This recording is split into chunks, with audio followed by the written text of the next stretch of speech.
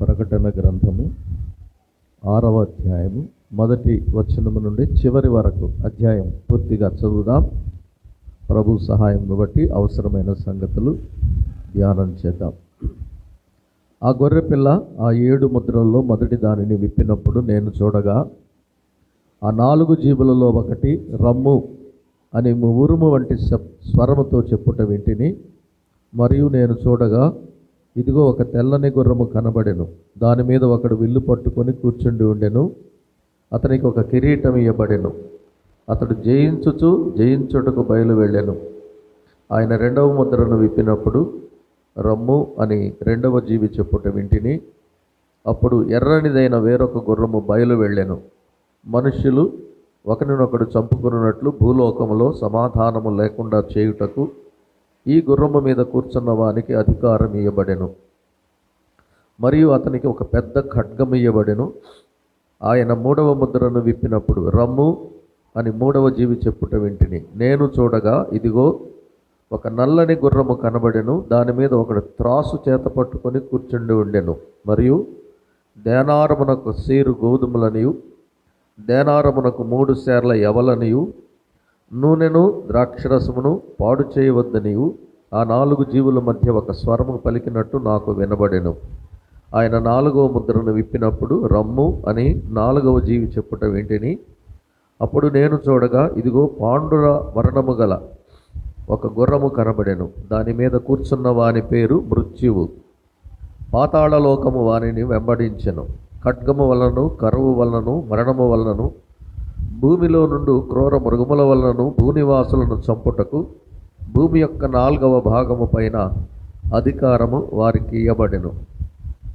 ఆయన 5వ ముద్రను విప్పినప్పుడు దేవుని వాక్యము నిమిత్తమును తాము ఇచ్చిన సాక్ష్యము నిమిత్తమును వధింపబడిన వారి ఆత్మలను బలిపీఠము క్రింద చూచితిని. వారు నాథ సత్యస్వరూపి పరిశుద్ధుడా, ఎందాక తీర్పు తీర్చకయు మా రక్తము నిమిత్తము భూనివాసులకు ప్రతిదండన చేయక ఉందువని బిగ్గరగా కేకలు వేసిరి. తెల్లని వస్త్రము వారిలో ప్రతివానికి ఇయ్యబడెను. మరియు వారి వలనే చంపబడబోవు వారి సహదాసుల యొక్కయు సహోదరుల యొక్కయు లెక్క పూర్తియగు వరకు ఇంకా కొంచెము కాలము విశ్రమింపవలనని వారితో చెప్పబడెను. ఆయన 6వ ముద్రను విప్పినప్పుడు నేను చూడగా పెద్ద భూకంపము కలిగెను. సూర్యుడు కంబళి వలె నలుపాయను. చంద్రబింబమంతయు రక్తవర్ణమాయను. పెద్ద గాలి చేత ఊగులాడు అంజూరపు చెట్టు నుండి అకాలపు కాయలు రాలినట్లు ఆకాశ నక్షత్రములు భూమి మీద రాలెను. మరియు ఆకాశ మండలము చుట్టబడి గ్రంథము వలెనై తొలగిపోయెను. ప్రతి కొండయు ప్రతి ద్వీపమును వాటి స్థానములు తప్పెను. భూరాజులను ఘనులను సహస్రాధిపతులను ధనికులను బలిష్ఠులను ప్రతి దాసుడును ప్రతి స్వతంత్రుడును కొండ గుహలలోను బండ సందులలోను దాగుకొని సింహాసనాసీనుడై ఉన్న వాని యొక్కయు గొర్రెపిల్ల యొక్కయు ఉగ్రత మహాదినము వచ్చెను. దానికి తాళజాలిన వాడెవడు? మీరు మా మీద పడి ఆయన సన్నిధికిని గొర్రెపిల్ల ఉగ్రతకును మమ్మను మరుగు చేయుడి అని పర్వతములతోనూ బండలతోనూ చెప్పుచున్నారు. ప్రభు సహాయం కొరకు ప్రార్థన చేద్దాం. కృపగల తండ్రి, మమ్మల్ని ప్రేమించారు. మీ కుమారుని మా కొరకు సిలువలో బలి అర్పించి ఆయన రక్తము ద్వారా మమ్మల్ని మీరు మీ సొత్తుగా కొన్నారు. మీ కుమారుని రాజ్యములో మాకు సమృద్ధి అయిన ప్రవేశం ఇచ్చారు. మీతోనూ మా రక్షకుడైన ప్రభుతో యుగయుగములు ఆ మహిమను మేము అనుభవించినట్లు భాగ్యమును కేవలం మీ కృప చేత ఇచ్చారు. భూమి మీద మీ పిల్లలముగా మీ సాక్షులముగా జీవించుటకు మీరు మాకు చేస్తున్న సహాయముకై స్తోత్రములు. మీరిచ్చిన వాక్యముకై కృతజ్ఞతాస్తుతులు చెల్లిస్తున్నాం. మాలో మీరుంచిన మీ ఆత్మను సంచకరువుగా ఇచ్చినందుకు స్తోత్రం చెల్లిస్తున్నాం. మాకు సహాయం చేయండి. సమయోచిత సహాయము కొరకు మీ కృపాసనమునందుకు వస్తున్నాం. ప్రభువా, మీరు మాట్లాడితే నాకు మేలు, మాకొక్కరికి మేలు. మరొకసారి గంభీరమైన బోరధ్వని వంటి మీ స్వరము మాకు వినిపించి మమ్ములను మా ప్రభువు రాకడ కొరకు ప్రత్యక్షత కొరకు ఆయత్తపరచుమని క్రీస్తు యేసు అమూల్యమైన నామమున స్తోత్రము చేస్తూ ప్రార్థన చేస్తున్నాము తండ్రి. ఆమేన్. ప్రియులారా, ప్రకటన గ్రంథము బైబిల్ గ్రంథంలోనే చివరి పుస్తకం. క్రొత్త నిబంధనలో చివరి పుస్తకం 27వ పుస్తకం అని మనందరికీ తెలుసు. పాత నిబంధనలో 27వ పుస్తకం దానియేలు గ్రంథం. ఈ రెండు ఒకే అంశాన్ని తెలియచేసిన పుస్తకాలు.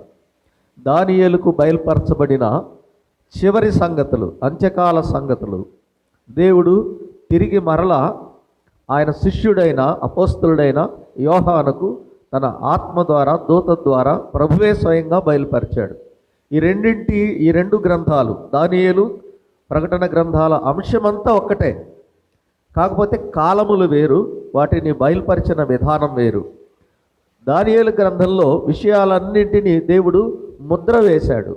క్రొత్త నిబంధనలో ప్రకటన గ్రంథంలో వాటి ముద్రలు విప్పాడు. ముద్ర వేయవద్దు అన్నాడు. ఒకసారి దానియేలు గ్రంథం 12వ అధ్యాయంలో ప్రభు దానియేలుకి ఇచ్చిన ఆజ్ఞ మనం ఒకసారి చదవాలి.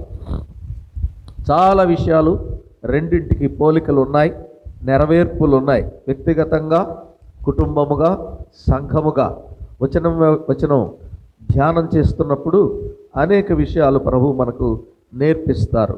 12వ అధ్యాయము 8-9 వచనాలు. నేను వింటిని కానీ గ్రహింపలేకపోతేని. దానియేలు గ్రంథం 12వ అధ్యాయం 8-9 వచనాలు.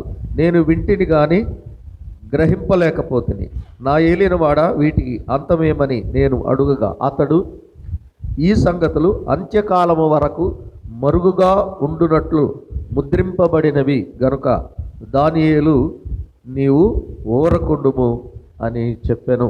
దానియేలుకు చూపించిన ఈ విషయాలన్నీ కూడా దర్శనముల ద్వారా దేవుడు దానియేలుకు చూపించిన ప్రవచనములన్నీ ముద్రింపబడినవి. ఎప్పటి వరకు? అంత్యకాలము వరకు మరుగు చేయబడినవి, దాచబడినవి. దాన్ని మన ప్రకటన గ్రంథంలో ప్రత్యక్షత అని మొదటి వచనంలో చదివాం. అంటే మరుగు చేయబడినవి బహిరంగపరచబడ్డాయి, ముసుగు తొలగించబడింది. ఏ విషయాలైతే చివరి దినాల్లో దేవుడు నెరవేర్చబోతున్నాడో అవన్నీ ప్రభు యోహానుకు బయలుపరిచాడు. కాబట్టి దానియేలు ద్వారా మరుగుపరచబడి ముద్రింపబడినవి, యోహాను ద్వారా తెరవబడినవి. కాబట్టి ప్రకటన అంటే ప్రత్యక్షీకరణ, దాన్ని మనం రెవల్యూషన్, అపోకలిప్సిస్, తెర తొలగించుట, ముసుగు తొలగించుట అని చదివాం. ప్రకటన గ్రంథం 22వ అధ్యాయం ఆఖరి అధ్యాయం 10వ వచనం చదువుదాం. మరియు అతడు నాతో ఇలాగు చెప్పెను, ఈ గ్రంథమందున్న ప్రవచన వాక్యములకు ముద్ర వేయవలదు, కాలము సమీపమయ్యున్నది. దానియేలుతో అవి ముద్రింపబడినవి, మరుగు చేయబడినవి అన్నాడు. యోహానుతో ఏం చెప్తున్నాడు? యోహానుకు చూపించినవన్నీ మొదటి అధ్యాయం నుండి 22వ అధ్యాయం వరకు ప్రభువు చూపించిన జరగబోవు సంగతులన్నీ నెరవేరే కాలము సమీపమైంది కనుక దీనికి ముద్ర వేయవద్దు అన్నాడు. కనుక రెండింటికి మనకు అర్థం ఏంటి? దానియేలు గ్రంథం ఒక తాళం వేయబడిన పరిస్థితి అయితే, ప్రకటన గ్రంథం తాళం తీయబడినది, లాక్. దానియేలు గ్రంథం లాక్ అయితే ఒక కీ, ఒక తాళపు చెవి ప్రకటన గ్రంథం. అందుకు రెండు గ్రంథాలు చదవాలి, రెండు గ్రంథాలు ధ్యానం చేయాలి. అప్పుడే మనకి వాటి నెరవేర్పు స్పష్టంగా ప్రభు నేర్పిస్తాడు. చాలా అద్భుతమైన విషయాలు ఉన్నాయి. దానియేలు గ్రంథం 12 అధ్యాయాలు, ఇక్కడ 22 అధ్యాయాలు ఉన్నాయి. ఒకసారి మళ్ళీ మనం ఈ మొదటి అధ్యాయాన్ని మనం గమనిస్తే, మొదటి అధ్యాయములో మొదటి వచనములో యేసుక్రీస్తు తన దాసులకు కనబరచుటకు దేవుడు ఆయనకు అనుగ్రహించిన ప్రత్యక్షత చూసాం మనం. అపోకలిప్సిస్, రెవల్యూషన్ అన్నాం, ప్రత్యక్షత. ఈ సంగతులు త్వరలో సంభవింపనయ్యున్నవి, కాలము సమీపమైంది, త్వరగా నెరవేరుతాయి అని చెప్తున్నాడు. ఆయన తన దూత ద్వారా వర్తమానము పంపి తన దాసుడైన యోహానుకు వాటిని సూచించెను. క్రీస్తు తన దూతను పంపాడు, తండ్రి క్రీస్తుకు అనుగ్రహించాడు. క్రీస్తు తన దూత ద్వారా తన దాసుడైన యోహానుకు సూచించాడు.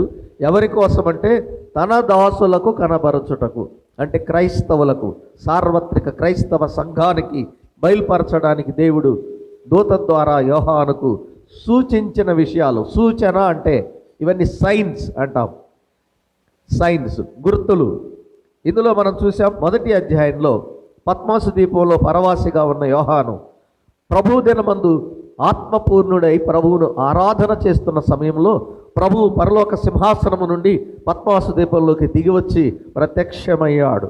3.5 సంవత్సరాలు శరీరధారి అయిన ప్రభువుతో ఆయన గడిపిన అనుభవాలు తలపోసుకుంటూ, శిలువ మరణాన్ని, ఆయన శ్రమలను తలపోసుకుంటుండగా, మరణము జయించి మహిమాస్వరూపిగా తేజోమయుడై ఆరోహణుడై వెళ్ళి మహామహుడుకు తండ్రి కుడి పార్శ్వమున ఆసీనుడై ఉన్న ప్రభు తన దాసుడు ఆరాధన చేస్తుండగా ఆయన దిగివచ్చాడు.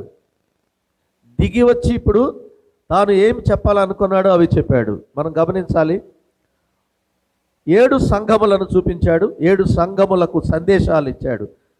2వ అధ్యాయం 3వ అధ్యాయం కేవలము 7 సంఘాలు మాత్రమే కాకుండా 7 సంఘకాలములు, ఆది సంఘకాలం మొదలుకొని, అంటే అపోస్తలులు పెంతెకొస్తు పండుగ దినమున సువార్త ప్రకటించినప్పుడు సంఘం ఏర్పడింది. అది మొదలుకొని ప్రభు వచ్చి సంఘాన్ని తీసుకుని వెళ్ళే వరకు ఈ మధ్య ఉండే సార్వత్రిక సంఘకాలం అంతటిని 7 సంఘకాలాలుగా విభజన చేశాడని మనం జ్ఞాపకం చేసుకున్నాం. చివరి సంఘకాలము జరుగుతూ ఉంది. ఇది లౌదికియా సంఘకాలం. క్రీస్తు శకం 1900లో ప్రారంభమైన ఆత్మీయ పరిస్థితులు, నిలువెచ్చని జీవితాలు క్రైస్తవులలో లేక క్రైస్తవ విశ్వాసులలో ఉన్న నిలువెచ్చని జీవితాలను ప్రభు హెచ్చరిస్తూ ఇచ్చిన చివరి సందేశం ఇప్పుడు ఆ దినాల్లో మనం ఉన్నామని చాలా స్పష్టంగా మనం జ్ఞాపకం చేసుకోబడ్డాం. 4వ అధ్యాయం ప్రారంభ వచనంలో ఈ సంగతులు జరిగిన తరువాత అనే పదంతో ప్రారంభించాడు. అనగా మొదటి అధ్యాయంలో ఉన్న క్రీస్తు ప్రత్యక్షత, 2-3 అధ్యాయాల్లో ఉన్న 7 సంఘకాలాలు పూర్తయిన తర్వాత ఇప్పుడు యోహానుకు ఒక పిలుపు వచ్చింది. నేను చూడగా పరలోకమందు ఒక తలుపు తెరవబడి ఉండెను. నేను మొదట వినిన స్వరము బోరధ్వని వలె ఇక్కడికి ఎక్కి రమ్మని చెప్పుట వింటిని అన్నాడు. కాబట్టి బోరధ్వని వంటి శబ్దము క్రీస్తు స్వరమని లేఖనాల్లో మనం చూసాం. మాత్రమే కాకుండా యోహాను పైకి ఎక్కి వెళ్ళాడు. ఇది సంఘము ఎత్తబడుట అని జ్ఞాపకం చేసుకున్నాం మనం. 4వ అధ్యాయంలో సంఘం ఎత్తబడుతుంది. మొదటి 2 అధ్యాయాల్లో 2-3 అధ్యాయాల్లో భూలోకములో సంఘం ఉంటుంది. 4వ అధ్యాయం తర్వాత 22వ అధ్యాయం వరకు మరెక్కడ సంఘము అనే పదం కనిపించదు. ఆత్మ సంఘములతో చెప్పుచున్న మాట చెవిగలవాడు వినునుగా కానీ ప్రతిసారి పలికాడు. కానీ 4వ అధ్యాయం తర్వాత సంఘము కనిపించదు. కానీ 24 పెద్దలు అనేటువంటి మాట మనకు అక్కడక్కడ చివరి వరకు మనం చూస్తాం. ఆ 24 పెద్దలు సంఘము అని ఎక్కువగా మనం భావిస్తున్నాం. అందులో పాత నిబంధన భక్తులు కూడా అతిథులుగా ఇమిడి వచ్చారని మనం చాలా లేఖనాలు ఆధారం చూసాం. 19వ అధ్యాయంలో గొర్రెపిల్ల వివాహోత్సవ సమయం వచ్చినది, ఆయన భార్య తనను తాను సిద్ధపరచుకుని ఉన్నది, గొర్రెపిల్ల వివాహోత్సవమునకు పిలువబడిన వారు ధన్యులు అని వ్రాసినటువంటి ఆ పిలువబడిన అతిథులే ప్రభు స్నేహితులు. అబ్రహాము మొదలుకొని బాప్తిసమిచ్చే యోహాను వరకు ప్రభు స్నేహితులు అని మనం లేఖనాల్లో చాలా స్పష్టంగా చూసాం. తెస్సలోనిక మొదటి పత్రిక 4వ అధ్యాయం 16-17 వచనాల్లో ఆర్భాటముతోనూ ప్రధాన దూత శబ్దముతోనూ దేవుని బోరతోనూ పరలోకము నుండి ప్రభువు దిగివచ్చును, క్రీస్తునందుండి మృతులైన వారు మొదట లేతురు, ఆ మీదట సజీవులమై నిలిచి ఉండు మనము వారితో కూడా ఏకముగా ప్రభువుని ఎదుర్కొనుటకు ఆకాశ మండలమునకు కొనిపోబడుదుము, కాగా సదాకాలము ప్రభువుతో కూడా ఉందుము అని పౌలు తెస్సలోనిక మొదటి పత్రికలో సంఘానికి రాసిన ఆ ప్రభు యొక్క బోరధ్వని ప్రకటన గ్రంథం 4వ అధ్యాయంలో వినబడే ప్రభువు స్వరము, సంఘము కొనిపోబడుటను మొదటి పత్రికలో చెప్పాడు. తర్వాత మనం చూసాము కొరింథీ మొదటి పత్రిక 15వ అధ్యాయంలో మృతులు అక్షయులుగా లేపబడతారు, సజీవులైన విశ్వాసులు మార్చబడి ఏకముగా ప్రభు యొద్దకు సంఘము కొనిపోబడుతుంది. ఇది ప్రకటన గ్రంథం 4వ అధ్యాయం ప్రారంభ వచనాల్లో జరుగుతుంది. దీనికి ఇంకేం కన్ఫ్యూజ్ అక్కర్లే, ఎందుకంటే నానావిధ బోధలు ప్రపంచంలో విస్తరించాయి. ఎక్కడో ఏదో ఒక వాక్యాన్ని పట్టుకొని ఆ ఒక్క వాక్యాన్నే ఆధారం చేసుకొని సంఘము భూలోకములో శ్రమల కాలంలో కూడా ఉంటుందని చాలామంది చేసే వాక్య విరుద్ధమైన బోధల విషయాల్లో మేల్కొని సత్య బోధను బట్టి సిద్ధపడాల్సిన దినాల్లో మనం ఉన్నాం. ఇదివరకు ఏదో ప్రారంభ విషయాలు నేర్చుకున్నాం, కానీ ఇప్పుడు మనల్ని ఎదుర్కొనే దుర్బోధలను కూడా ఎదుర్కొని సత్యం వాక్యమును బట్టి ప్రభు ప్రత్యక్షత కొరకు ఎలా సిద్ధపడాలో లేఖనాల ధ్యానం ఈ దినాల్లో చాలా అవసరం. మనం చూసాము, మొదటి పునరుద్ధానములో పాత నిబంధన భక్తులు అతిథులుగా రాగా పెండ్లి కుమార్తె పవిత్రాలైన కన్యక క్రీస్తు వివాహంలో ఉన్నప్పుడు వారు అతిథులుగా పాల్గొంటారు. తర్వాత చూస్తాం మనం 20వ అధ్యాయంలో శ్రమల కాల విశ్వాసుల పరిశుద్ధుల పునరుద్ధానం చూసాం. వాళ్ళు కూడా మొదటి పునరుద్ధానములో పాలుగలవారు అన్నాడు. దాన్నే ఇదే మొదటి పునరుద్ధానం అన్నాడు. అది ఆధారం చేసుకుని చాలామంది మొదటి పునరుద్ధానం 20వ అధ్యాయంలో ఉంది కాబట్టి ప్రకటన గ్రంథంలో ఉన్న 7 ముద్రల తీర్పులు, 7 బూరల తీర్పులు, 7 ఉగ్రతాపాత్రల తీర్పులు అన్నీ నెరవేరిన తర్వాతే మొదటి పునరుద్ధానం జరుగుతుందని, అలాంటి ఏదో ఒక వాక్యాన్ని బట్టి ఆధారం చేసుకొని సంఘము శ్రమల కాలంలో భూమి మీద ఉంటుందని మరి సైద్ధాంతీరించేవాళ్ళు బోధించే వాళ్ళకి ఒక్క వాక్యం ఆధారం కాదు. తెస్సలోనిక మొదటి పత్రిక 4వ అధ్యాయంలో జరిగిన మొదటి పునరుద్ధానములోనే శ్రమల కాల పరిశుద్ధులు కూడా ఆ క్రీస్తునే నమ్మి వారు ప్రభు సంఘముతో దిగి వచ్చాక పునరుద్ధానం పొంది మనతో చేర్చబడతారు. పాలు పొందుట అంటే ఇంతకుముందే ఉన్న సమాజంలో వీళ్ళు కూడా పాలు పొందుతారు. ఇందులో 3 కాలాల త్రికాల పరిశుద్ధులు ఉంటారు. పాత నిబంధన పరిశుద్ధులు, క్రొత్త నిబంధన పరిశుద్ధులు, శ్రమల కాల పరిశుద్ధులు. వారు బ్రతికిన వారై 1000 ఏండ్లు ఆయనతో కూడా రాజ్యము చేసిరి. 1000 ఏండ్ల పాలనకు ముందు ఈ మొదటి పునరుద్ధానము పూర్తవుతుంది. 7 ఏండ్ల శ్రమలకు ముందు పాత నిబంధన కొత్త నిబంధన పరిశుద్ధులతో జరిగిన పునరుద్ధానం, క్రీస్తు సువార్తను అంగీకరించిన శ్రమల కాల హతసాక్షుల పునరుద్ధానం 20వ అధ్యాయంలో జరిగినప్పుడు వారు మనతో కలిపి 1000 ఏండ్ల పాలనలోకి మనము చేర్చుకోబడతాం. 1000 సంవత్సరాల ముగింపు తర్వాత పాపుల మృతుల తీర్పు జరుగుతుంది. అది తీర్పు పునరుద్ధానం అని ప్రభువు చెప్పాడు. జీవ పునరుద్ధానం అనేదే మొదటి పునరుద్ధానం. 2 పునరుద్ధానాలు ప్రభువు చెప్పాడు. కాబట్టి ఇన్ని రకాల పునరుద్ధానాలు లేవు. క్రొత్త నిబంధన పరిశుద్ధులకు ఒక పునరుద్ధానం, పాత నిబంధన పరిశుద్ధులకు ఒక పునరుద్ధానం, శ్రమల కాల పరిశుద్ధులకు ఒక పునరుద్ధానం, ఇన్ని చెప్పలేదు ఆయన. నీతిమంతులకు ఒక పునరుద్ధానము, పాపులకు దుష్టులకు ఒకే ఒక పునరుద్ధానం. కాబట్టి ఇందులో కన్ఫ్యూజ్ అవ్వాల్సిన అవసరం లేదు. యోహాను సువార్త 5వ అధ్యాయం ప్రభు చాలా స్పష్టంగా చెప్పాడు కదండి ఈ 2 రకాల పునరుద్ధానాలు. కాబట్టి ప్రకటన గ్రంథం 4వ అధ్యాయంలో జరిగేది సంఘము ఎత్తబడేటప్పుడు జరిగిన మొదటి పునరుద్ధానము, జీవ పునరుద్ధానం. చదివాం 4వ అధ్యాయంలో చాలా విషయాలు ఉన్నాయి, మనం అన్నీ చూడలేం. కానీ తండ్రి అయిన దేవుడు ఆసీనుడైన సింహాసనాన్ని మొదటగా యోహాను చూశాడు. యోహాను పరలోకానికి ఎక్కి వెళ్ళి పరలోకములో జరిగే సంగతులు చూస్తున్నాడు, భూలోకములో జరిగే సంగతులు కూడా చూస్తున్నాడు. ఒకేసారి 2 లోకాలలో జరిగే సంగతులను దేవుడు యోహానుకు చూపిస్తున్నాడు. యోహాను సజీవుడుగా మెళుకోగలిగి ఆత్మపూర్ణుడై ఇంద్రియ జ్ఞానములు కలిగి మాట్లాడాడని మనం గుర్తు చేసుకున్నాం. ఇక్కడ ఒక మర్మం ఉంది. ఏమిటి? యోహాను శరీరముతో వెళ్ళాడా లేక ఆయన ఆత్మతో వెళ్ళాడా అనేది అది ఒక మర్మం. ఎందుకంటే కొరింథీ 2వ పత్రిక 12వ అధ్యాయంలో అపోస్తలుడైన పౌలు తన అనుభవాన్ని ఇండైరెక్ట్గా రాశాడు. ఒక మనుష్యుని నేను ఎరుగుదును, అతడు 3వ ఆకాశమునకు కొనిపోబడెను, అతడు శరీరముతో కొనిపోబడినో శరీరము లేక కొనిపోబడినో నేను ఎరుగను గాని అతడు వెళ్ళింది నిజము, అక్కడ వచింప శక్యము గాని మాటలు విన్నాడు అని రాశాడు. అది తన స్వానుభవమే.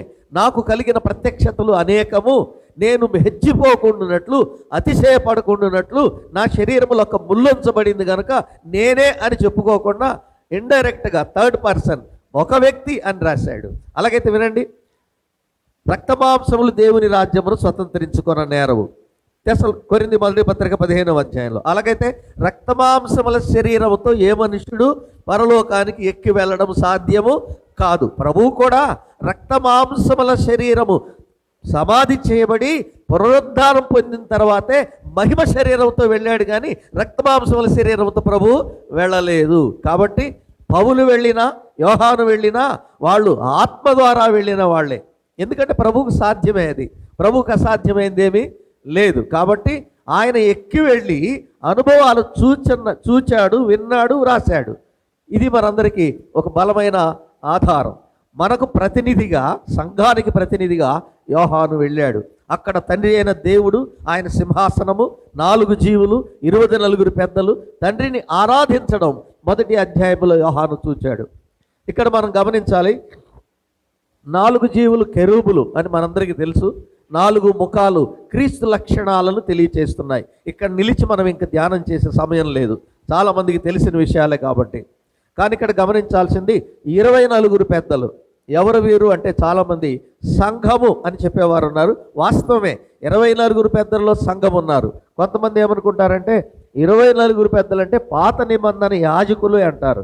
ఎందుకు అలా అంటారంటే, దినవృత్తాంతాలు మొదటి గ్రంథం 24వ అధ్యాయం 10వ వచనం ఒకసారి చదవాలి. ఒకసారి లేఖనాల్లోకి వెళదాం. మనం చూడాల్సిన విషయాలు చాలా ఉన్నాయి.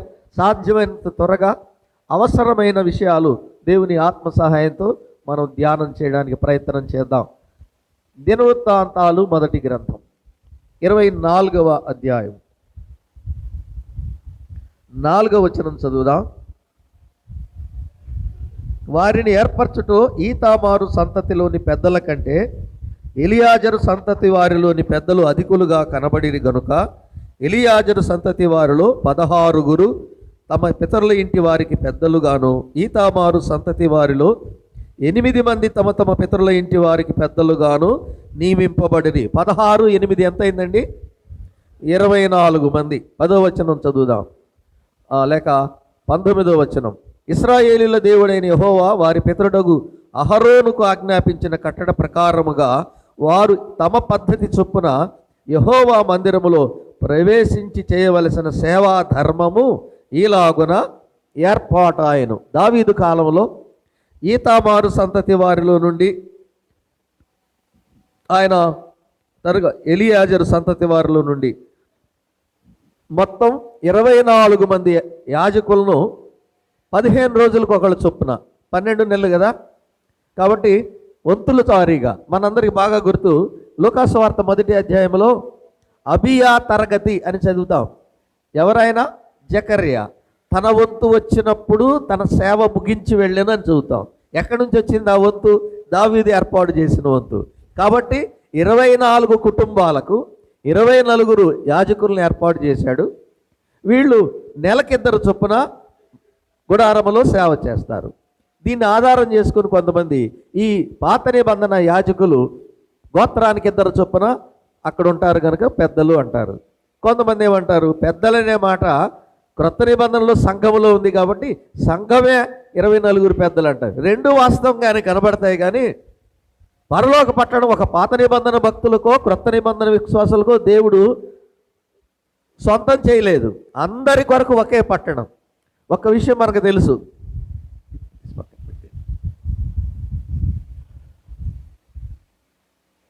అబ్రహాము ఇస్సాకు యాకోబులు దేవుడు దేనికి శిల్పియో నిర్మాణకుడు అయి ఉన్నాడో పునాదులు గల ఆ పట్టణమునకు వారు ఎదురు చూచుతూ విశ్వాసము గలవారై మృతి పొందిరి. 11వ అధ్యాయంలో హెబ్రీ పత్రికలో 12వ అధ్యాయంలో ఏమన్నాడు? మనకు నిలవరమైన పట్టణము మనకిక్కడ లేదు, ఉండబోవు దానికోసం మనము ఎదురు చూచుచున్నాము అన్నారు. ఇప్పుడు ఎన్ని పట్టణాలు ఉన్నాయి పరలోకంలో? ఎన్ని పట్టణాలు కడుతున్నాడు? పాత నిబంధన భక్తులకు ఒక పట్టణం, క్రొత్త నిబంధన విశ్వాసులకు ఒక పట్టణమా? ఒకే పట్టణం. 21వ అధ్యాయంలో యెరూషలేమును నూతన యెరూషలేము పట్టణము భూమి మీదికి దిగి వచ్చుట చూచి తిని. అర్థమైంది కదా? బైబిల్ చదివిన వాళ్ళే కాబట్టి నేను ఎక్కువ చదివించడంలా. ఇక్కడ ఎవ్వరు బైబిల్ తెలియని వాళ్ళు లేరు, దాదాపు అందరూ బైబిల్ ఎరిగిన వారే. జ్ఞాపకం చేసుకోవడానికే ఈ తరగతులు, మనకి ఈ ధ్యానాలు. ఇక్కడ ఒక విషయం జాగ్రత్తగా గమనించాలి. దేవుడు వారి కొరకు ఒక పట్టణము సిద్ధపరచి ఉన్నాడు. మరి మన కొరకు అదే పట్టణం. యోహాను సువార్త 14వ అధ్యాయంలో ప్రభు ఏం చెప్పాడు? నా తండ్రి ఇంట అనేక నివాసములు కలవు, లేని ఎడల మీతో చెప్పి ఉందును. నేను ఉండు చోట మీరును ఉండునట్లు మీకు స్థలము సిద్ధపరచ వెళుతున్నాను, సిద్ధపరిచి వస్తాను, మరలా తీసుకెళ్తాను. మనతో చెప్పింది కూడా అదే కదా. మత్తయి సువార్తలోకి వచనం చదవాలి మనం. రండి, తెలిసిన విషయాలైతే నేను మీకు జ్ఞాపకం చేస్తున్నాను, కొన్ని మనం గమనించాల్సిన విషయాలను చదవాల్సి ఉంటుంది. రండి, 8వ అధ్యాయం 11వ వచనం. అనేకులు తూర్పు నుండి పడమటి నుండి వచ్చి అబ్రహాముతో కూడాను ఇస్సాకుతో కూడాను యాకోబుతో కూడాను పరలోక రాజ్యమందు కూర్చుందురు. ఇది ప్రభు చెప్పిన మర్మం, సత్యం. అనేకులంటే ఎవరు? అన్యజనులు. మనం అన్యజనులమా ఇశ్రాయేలీయులమా? అన్యజనులు. కాబట్టి అనేకులైన అన్యజనులు ఎక్కడికి వస్తారు? పరలోక రాజ్యంకి వస్తారు. అప్పటికి ఎవరు ఉంటారు అక్కడ? అక్కడికి ఎవరికి రిజర్వేషన్ చేయబడింది? అబ్రహాముతో కూడాను ఇస్సాకుతో కూడాను యాకోబుతో కూడాను కూర్చుందురు. అలాగైతే వినండి, అబ్రహాము ఇస్సాకు యాకోబులు అంటే పాత నిబంధన భక్తులు, వారి వారసులు. అనేకులైన జనులు, భూదిగంతములలో నుండి రక్షింపబడిన మనము అన్య జనులము ఒకే పట్టణములో ఒకే రాజ్యములో కూర్చోబోతున్నాం, క్రీస్తుతో నివసించబోతున్నాం. కాబట్టి ఇప్పుడు ఒకే పట్టణములో పాత నిబంధన ఇశ్రాయేలు వారసులు రావాలి, అదే పట్టణంలో అపోస్తలుల ద్వారా క్రీస్తు సువార్త నమ్మిన మనము కూడా ఆ పట్టణంలో నివసించాలి. కాబట్టి ఇప్పుడు 24 పెద్దల్లో 2 భాగాలు ఉండాలి. వాళ్ళు ఒక 12 మంది రావాలి, మనం ఒక 12 మంది ఉండాలి, దామాషా ప్రకారం. అంతే కదండి? రండి ఇప్పుడు 21వ అధ్యాయం, ప్రకటన గ్రంథము 21వ అధ్యాయం.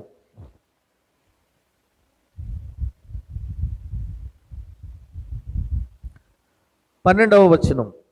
ఆ పట్టణమునకు ఎత్తైన గొప్ప ప్రాకారమును 12 గుమ్మములు ఉండెను. ఆ గుమ్మముల యొద్ద 12 దేవదూతలుండిరి. ఇశ్రాయేలీయుల 12 గోత్రములు నామములు ఆ గుమ్మముల మీద వ్రాయబడిను. నూతన యెరూషలేము పట్టణము గుమ్మములు, గేట్స్ మీద ఎవరి పేర్లు ఉన్నాయి? 12 గోత్రముల నామములు వ్రాయబడి ఉన్నవి. 14వ వచనం. ఆ పట్టణపు ప్రాకారము 12 పునాదులు గలది.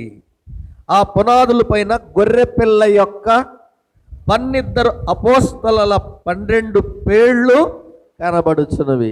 ఇప్పుడు అపోస్తలుల పేర్లు ఎక్కడున్నాయి?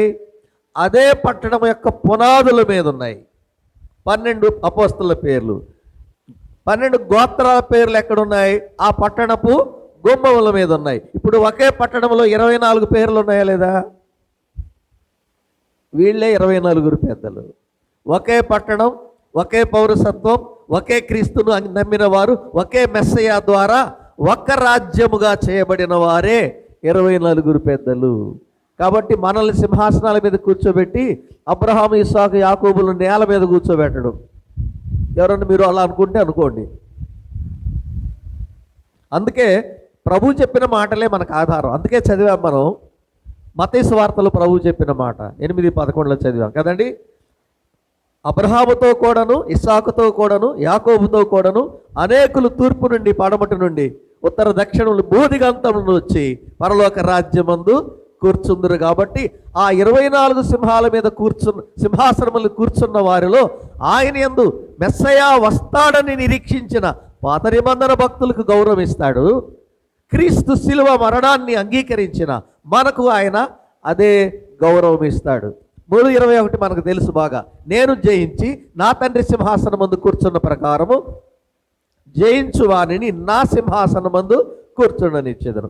ఇక్కడ 4వ అధ్యాయంలో వారికి సింహాసనములు ఇవ్వబడెను, వారికి కిరీటములు ఇవ్వబడెను అని చదువుతాం. అంటే అర్థం ఏంటి? సంఘం ఎత్తబడగానే న్యాయపీఠం ఉంటుంది. వివాహ మహోత్సవం ముందే జరగదు. మొదట న్యాయపీఠం. కొరింథీ 2వ పత్రిక 5వ అధ్యాయం 10వ వచనం ప్రకారం మనము దేహముతో జరిగించిన క్రియలు మంచివైనను సరే చెడ్డమైనను సరే ప్రతివాడు తాను దేహముతో జరిగించిన క్రియలకు ఫలము పొందినట్లు మనమందరము క్రీస్తు న్యాయపీఠము ఎదుట ప్రత్యక్షము కావలసి ఉంది అన్నాడు. సంఘం ఎత్తబడగానే మొదటి తీర్పు విశ్వాసులకే, మనకే తీర్పు. పాపాత్ములకి మళ్ళీ 1007 సంవత్సరాల తర్వాత పాపుల తీర్పు. అయితే ఈ తీర్పులో అగ్నిగుండంలో వేయబడ్డం కాదు, క్రియలు లెక్క చూస్తాడు ఆయన. బ్రతుకు సేవ, ప్రవర్తన సేవ, వాని క్రియల చొప్పున నేనిచ్చు జీతము నా యొద్ద ఉన్నది అన్నాడు. కాబట్టి జీతం ఇచ్చే బీమా అంటారు దాన్ని. బీమా న్యాయపీఠం, జడ్జిమెంట్ సీట్ అంటారు దాన్ని. జడ్జిమెంట్, వైట్ థ్రోన్ జడ్జిమెంట్ వేరు. వైట్ థ్రోన్ అంటే ధవళ సింహాసనం, అది పాపాత్ముల తీర్పు 1000 ఏళ్ల తర్వాత. మనం ఆ చివరి తీర్పులో మనం ఉండం. కాబట్టి రక్షణ ఉంది. కానీ నీవు ప్రభువు కొరకు జీవించిన జీవితాన్ని బట్టి బహుమానాలు మొదట అక్కడ ఇవ్వబడతాయి. వాటికి సూచనే సింహాసనములు, కిరీటములు. ఇంకా కిరీటాలంటే మనందరి దగ్గర ఉన్నాయి బైబిల్లో కదండి. శరీరములో నీతిగా బ్రతికి పోరాడిన వారికి అక్షయ కిరీటము. కొరింథీ 1 పౌలు చెప్పాడు, నేను గాలితో పోట్లాడినట్లు పోట్లాడుట లేదు, వారైతే క్షయమైన కిరీటము కొరకును మనమైతే అక్షయమైన కిరీటము కొరకు పోరాడుచున్నాము. ఇందుకొరకై అనుదినము నేను నా శరీరమును నలుగగొట్టి లోపరుచుకొనుచున్నాను. కాబట్టి శరీర సంబంధమైన జీవితంలో పవిత్రమైన జయ జీవితానికి ఇవ్వబడేది అక్షయ కిరీటము, నీతి కిరీటము. తిమోతి 2 తెలిసిన వచనాలే మీ మనసుకు తెస్తాను. నేను వెడలిపోవు కాలం సమీపమై ఉన్నది, మంచి పోరాటము పోరాడి తిని, నా పరుగు తుదముట్టించి తిని, ప్రాణార్పణముగా పోయబడుచున్నాను, విశ్వాసము కాపాడుకుంటుని. అదుగో నా కొరకు నీతి కిరీటము ఉంచబడి ఉన్నది, అది నాకు మాత్రమే కాదు, ఆయన ప్రత్యక్షతను అపేక్షించు వారందరికీ నీతిగల న్యాయాధిపతి అయిన క్రీస్తు ప్రత్యక్షమైనప్పుడు ఇవ్వబడుతుంది. ఎవరికి? విశ్వాసులందరికీ. విశ్వాసులందరూ దేని కొరకు ఎదురు చూస్తున్నారు? క్రీస్తు ప్రత్యక్షత కొరకు. క్రీస్తు వస్తాడని ఎదురు చూచే నిరీక్షణకు బహుమానంగా నీతి కిరీటం ఇవ్వబడుతుంది. అక్షయ కిరీటం, నీతి కిరీటం. మహిమ వాడబారని కిరీటము, అతిశయ కిరీటము. తెసలోనిక 1 పౌలు అన్నాడు, క్రీస్తు రాకడయందు మా ఆనందమైనను మా అతిశయమైనను మీరే కదా అన్నాడు. అతిశయ కిరీటం అంటే వినాలి జాగ్రత్తగా, బైబిల్లో ఉన్న కిరీటాలు అందరికీ రావు, అందుకని లిస్ట్ రాసి పెట్టుకోకండి. ఎవరైతే కష్టపడి సువార్త చెప్పి ఆత్మలను రక్షించి సంఘము కట్టి ఆత్మలను కాయుచుంటారో, ఆత్మలను సంపాదించిన వారికే ఆ కిరీటం అతిశయ కిరీటం. క్రీస్తు రాకడయందు, ప్రభువు రాకడయందు మా ఆనందమైనను అతిశయ కిరీటమైనను మీరే అన్నాడంటే ఆయన కష్టపడ్డాడు, ఆత్మలు రక్షించాడు, సువార్త ప్రకటించాడు, సంఘాలు కట్టాడు, సంఘముల కోసరము చింతపడ్డాడు. అలాంటి వారికి ఈరోజు సేవకులుగా ఉన్న వాళ్ళం ఉన్నాం, పెద్దలుగా ఉన్న వాళ్ళం ఉన్నాం. ఇక్కడ పరీక్ష మనందరికీ, ఎన్ని ఆత్మలు రక్షించాం ప్రభు కొరకు? అతిశయ కిరీటం అపేక్షించేవారు కనీసం ఒక ఆత్మనైనా రక్షించి ప్రభు దగ్గర కనబడాలి. ఒకవేళ ఇప్పటికే చాలా ఉంటే ధన్యులమే. మరో మాట చెప్పాడు, సేవకులు, సంఘ కాపరులు, పెద్దలకు, సువార్థికులకు, పెద్దలకు మాత్రమే వాగ్దానం చేయబడిన కిరీటము. ప్రధాన కాపరి ప్రత్యక్షమైనప్పుడు వాడబారని మహిమ కిరీటము పొందుదుమని పేతురు తన పత్రికల 5వ చెప్పాడు.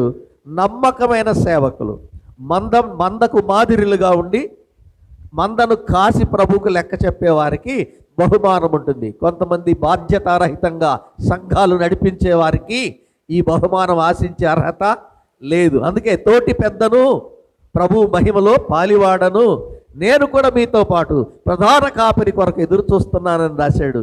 ఎంత మంచి అనుభవం చూడండి. రెండవది, చివరిగా మహిమ కిరీటం, ద క్రౌన్ ఆఫ్ గ్లోరీ. ఎవరికిది?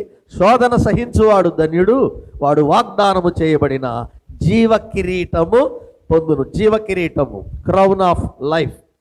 శ్రమలుంది, నిందలు అనుభవించి, సేవలో నిందలు, బ్రతుకులో నిందలు, శ్రమలు, చివరికి ప్రాణాలు కూడా అర్పించిన వారికి మాత్రమే దక్కేది జీవ కిరీటం. ప్రకటన గ్రంథం స్మరణ సంఘంతో చెప్పాడు 2:10 10 దినములు శ్రమ కలుగును, మరణము వరకు నమ్మకముగా ఉండుము, నేను నీకు జీవ కిరీటము ఇచ్చేదను. ఇప్పుడు చాలా క్లుప్తంగానే మనం గుర్తు చేసుకున్నాం.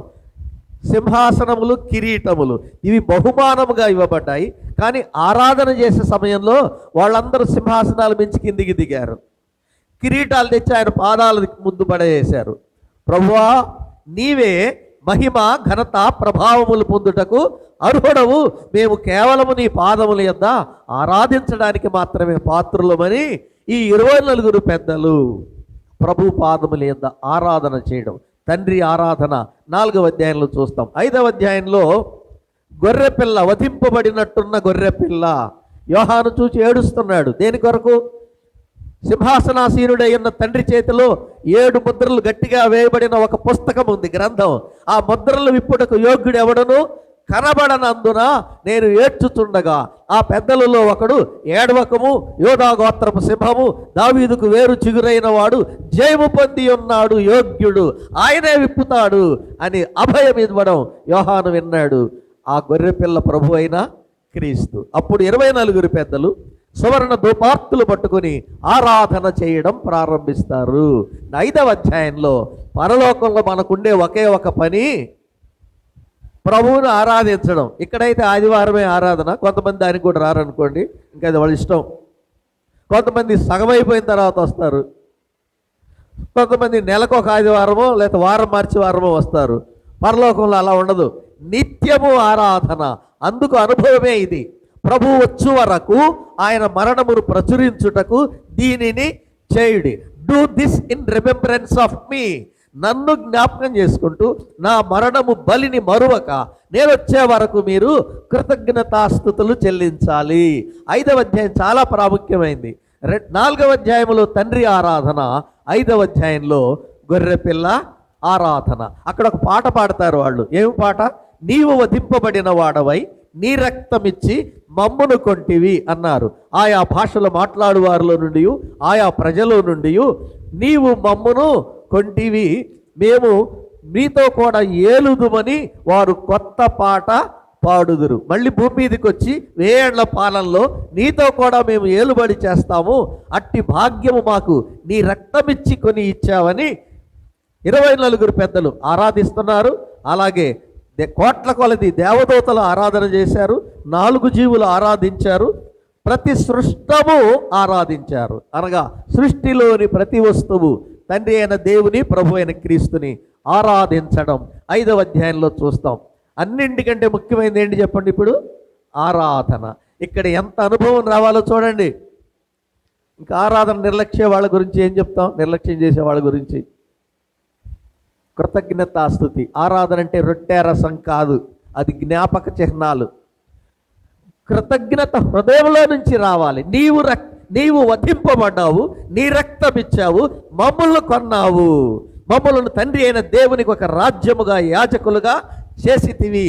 మనం జ్ఞాపకం చేసుకునే 1:6, ప్రకటన 1:6, మనలను ప్రేమించుచు తన రక్తం వలన మన పాపముల నుండి మనలను విమోచించిన వానికి, విడిపించిన వానికి మహిమ ప్రభావములు యుగయుగములు కలుగునుగాక, ఆమేన్. అసలు ప్రారంభంలోనే ఆరాధనతో ప్రారంభించాడు 1వ అధ్యాయం. ఓ ఎంత రమ్యమో! మీరు లోపలికి వెళ్ళి చూస్తుంటే అన్ని కాలాల పరిశుద్ధులు ఆరాధన చేస్తారు. శ్రమల కాల పరిశుద్ధులు ఆరాధన చేయడం చూస్తాం. 7 ఏళ్ల శ్రమల కాలంలో కూడా అన్యజనులు క్రీస్తుని అంగీకరిస్తారు, కృపచేత వారు ఆరాధిస్తారు. 7వ అధ్యాయంలో చూస్తాం. కానీ ఎక్కువ మనం గమనించాల్సింది ఆరాధన.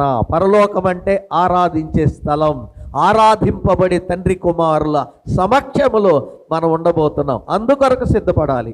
6వ అధ్యాయంలో ప్రభు వెళ్ళి తండ్రి చేతిలో ఉన్న పుస్తకం తీసుకున్నాడు, ముద్రింపబడిన గ్రంథం.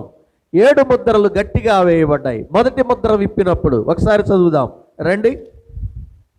చాలా విషయాలు ఉన్నాయి, కానీ మనం కొన్ని విషయాలు గమనించుదాం. ఆ గొర్రెపిల్ల, 6వ అధ్యాయం 1వ వచనం. ఆ గొర్రెపిల్ల ఆ 7 ముద్రల్లో మొదటి దానిని విప్పినప్పుడు నేను చూడగా ఆ 4 జీవులలో ఒకటి రమ్ము అని ఉరుము వంటి స్వరముతో చెప్పుట వింటిని. మరియు నేను చూడగా ఇదిగో ఒక తెల్లని గుర్రము కనబడెను, దాని మీద ఒకడు విల్లు పట్టుకొని కూర్చుండి ఉండెను, అతనికి ఒక కిరీటము ఇయ్యబడెను. అతడు జయించుటకు బయలు వెళ్ళాను. ఎవరితడు? తెల్లని గుర్రం వచ్చి ఎక్కి వస్తున్నాడు, కిరీటము కలిగి ఉన్నాడు, జయించే జయశాలి.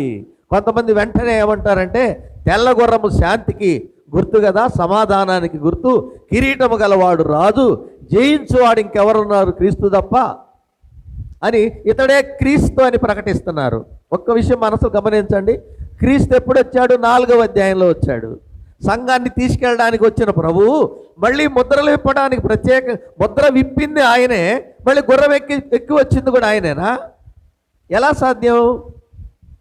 తెల్లని గుర్రం ఎక్కినంత మాత్రం చేత అతడే క్రీస్తుని నిర్ధారించడానికి వీలు లేదు. కొరింథీ పత్రికలో పౌలు చెప్పాడు, మీకు తెలిసిన వాక్యమే, బైబిల్ బాగా ఎరిగిన వాళ్ళకి. దీనికి ఆశ్చర్యపడకుడి, సాతాను వెలుగుదూత వేషం వేసుకొని మీ మధ్యకు వచ్చి మోసగిస్తాడు, అలాగే వాని పరిచారకులు నీతి పరిచారకుల వేషము ధరించుట ఆశ్చర్యము కాదు అన్నాడు. యేసుక్రీస్తు ప్రభు మత్తయి సువార్త 24వ అధ్యాయంలో శిష్యులు ఒక ప్రశ్న అడిగారు, ప్రభువా ఇవి ఎప్పుడు జరుగును, నీ రాకడకును యుగ సమాప్తికిని సూచనలేంటి అన్నప్పుడు, మొదట మీరు మోసపోడకుండా చూచుకొనుడి, అనేకులు నా పేరిట వచ్చి నేనే క్రీస్తునని పలువురిని మోసపరిచెదరు అన్నాడు 24వ అధ్యాయంలో. కాబట్టి మొట్టమొదట జరిగే మోసం ఏంటి చెప్పండి? క్రీస్తు విరోధి వచ్చి తానే క్రీస్తుగా ప్రజలను నమ్మించి మోసం చేస్తాడు. కాబట్టి ఇతడు క్రీస్తు విరోధి అని క్రీస్తు కాడు. రెండవది, అతనికి ఒక ఖడ్గం ఇవ్వబడెను. అక్కడ చూసారా, విల్లు పట్టుకున్నాడు, బాణమైతే లేదు, కిరీటం అతనిది కాదు, ఎవరో ఇచ్చారు అతనికి కిరీటం. రెండవది, అతడు జయించుటకు బయలు వెళ్ళెను. ఇలా చూడండి, చూడటానికి తెల్లని గుర్రము కాబట్టి ఇతడు నీతిమంతుడే లేక సమాధానకర్త అనిపించవచ్చు. ఒక్కొక్కసారి 19వ అధ్యాయంలోకి వెళ్ళాలి. 19వ అధ్యాయం ప్రకటన గ్రంథంలో 11వ వచనం చూడాలి. చూడండి, మరియు పరలోకము తెరవబడి ఉండుట చూచితిని, అప్పుడు ఇదిగో తెల్లని గుర్రం ఒకటి కనబడెను, దాని మీద కూర్చుండి ఉండువాడు నమ్మకమైన వాడును సత్యవంతుడును అను నామము గలవాడు. ఆయన నీతిని బట్టి విమర్శ చేయుచు యుద్ధము జరిగించుచున్నాడు. ఆయన నేత్రములు అగ్నిజ్వాలల వంటివి, ఆయన శిరస్సు మీద అనేక కిరీటములు ఉండెను, వ్రాయబడిన ఒక నామము ఆయనకు కలదు, అది ఆయనకే గాని మరి ఎవనికిని తెలియదు. మరి ఈయనెవరు? ఈయన తెల్లగొర్రం ఎక్కువ వచ్చాడు. ఈయనకి ఒక కిరీటం కాదు, అనేక కిరీటాలు ఉన్నవి కలిగి ఉన్నాడు, ఇవ్వబడెను కాదు. అతనికి ఎవరో ఇచ్చారు ఒక కిరీటం, ఎవరిచ్చారో చూద్దాం. రెండవది, ఈయన విమర్శ చేయడం కంటే తీర్పు చేయడానికి వస్తున్నాడు, యుద్ధము చేయడానికి వస్తున్నాడు. మీరు క్రింద వచనాలు మళ్ళీ చదవాలి, మనం 19వ అధ్యాయం ధ్యానించేటప్పుడు. పరలోక సైన్యములు ఆయనను వెంబడించెను, ఆయన నోట నుండి వాడి అయిన ఖడ్గం ఒకటి బయలు వెడలుచుండెను, ఆయన భూరాజులను ఆయన తన నోట నుండి వచ్చి ఖడ్గము చేత వారిని వధించుచుండెను. ఈ లక్షణాలన్నీ క్రీస్తుకు చెందినవే. మొదటి అధ్యాయంలో చూస్తాం మనం క్రీస్తు లక్షణాలు. కాబట్టి అనేక కిరీటాలంటే రాజులకు రాజు ఈయన, ప్రభువులకు ప్రభువు, సర్వాధికారి. ఇది ఎప్పుడు జరుగుతుంది? 7 సంవత్సరాల ముగింపులో వస్తాడు ఆయన. క్రీస్తు విరోధిని వారిని అనుసరించిన భూరాజులను చివరి యుద్ధంలో సంహరించడానికి ప్రభువు దిగి వస్తాడు. కాబట్టి 19వ అధ్యాయంలో కనిపించే వ్యక్తి మాత్రమే ప్రభువు. 6వ అధ్యాయంలో ముద్ర విప్పినప్పుడు వచ్చిన వ్యక్తి క్రీస్తు విరోధి. తర్వాత మనం చదువుతాము 6వ అధ్యాయంలో. ఒకసారి చదివి ఆ వ్యక్తిని గురించి మనం కొంచెం వివరంగా అర్థం చేసుకోవడానికి ప్రయత్నం చేద్దాం. 3వ వచనం చూడండి. ఆయన 2వ ముద్ర విప్పినప్పుడు రమ్ము అని 2వ జీవి చెప్పుట వింటిని. 4వ అధ్యాయంలో కనబడే 4 జీవులు ఈ మాటలు పలుకుతున్నారు. ఇప్పుడు 2వ జీవి పలికాడు, ఏమని? రమ్ము అని. అప్పుడు ఎర్రనిదైన వేరొక గుర్రము బయలు వెళ్ళెను. మనుష్యులు ఒకరిని ఒకడు చంపుకున్నట్లు భూలోకములో సమాధానము లేకుండా చేయుటకు ఈ గుర్రము మీద ఉన్న వానికి అధికారం ఇవ్వబడెను, మరియు అతనికి ఒక పెద్ద ఖడ్గము ఇవ్వబడెను. ఖడ్గము దేనికి గుర్తు? యుద్ధం. యేసుక్రీస్తు ప్రభువుని శిష్యులు రాకడకు సూచనలు అడిగినప్పుడు మీరు యుద్ధములను గూర్చి యుద్ధ సమాచారమును గూర్చి వినబోదురు అన్నాడు. ఇప్పుడు మీకేం వినబడుతున్నాయి ప్రపంచంలో news? The world is preparing for 3rd World War, getting ready for 3rd World War అని ప్రపంచ దేశాలన్నీ నిర్ధారిస్తున్నాయి పరోక్షంగా. కాకపోతే అది ముందే వ్రాయబడిందని క్రైస్తవులకు మాత్రమే తెలుసు. బైబిలు సత్యాన్ని నమ్మేవారికే తెలుసు. ఆనాడే ప్రభువు చెప్పాడు ఇవి సూచనలు. కాబట్టి క్రీస్తు విరోధి రావడానికి ముందు యుద్ధాలు వస్తాయి, అతను వచ్చి ఈ యుద్ధాలను ఎక్కువ చేస్తాడు. యుద్ధ కాంక్ష కలిగిన వ్యక్తి యేసుక్రీస్తు సమాధానకర్త. ఆయన బల్లెము విరుచును యుద్ధము మాన్పును. చూసారా క్రీస్తు విరోధికి క్రీస్తుకు ఉన్న తేడా. రెండవది 3వ విషయం మనం చదివితే 5వ వచనం, ఆయన 3వ ముద్ర విప్పినప్పుడు రమ్ము అని 3వ జీవి చెప్పుట వింటిని. నేను చూడగా ఇదిగో ఒక నల్లని గుర్రము కనబడెను.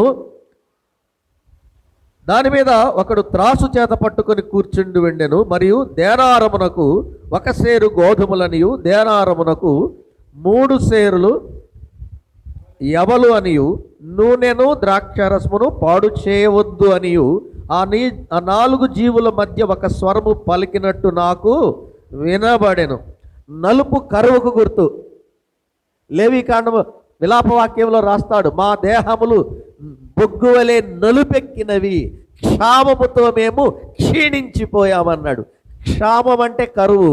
కరువు కాలములో ఇశ్రాయేలీయులు వారు బొగ్గువలే ఎండిపోయారు, కాల్చబడ్డారు. ఈ నలుపు. రెండవది త్రాసు పట్టుకొని వచ్చాడంటాడు.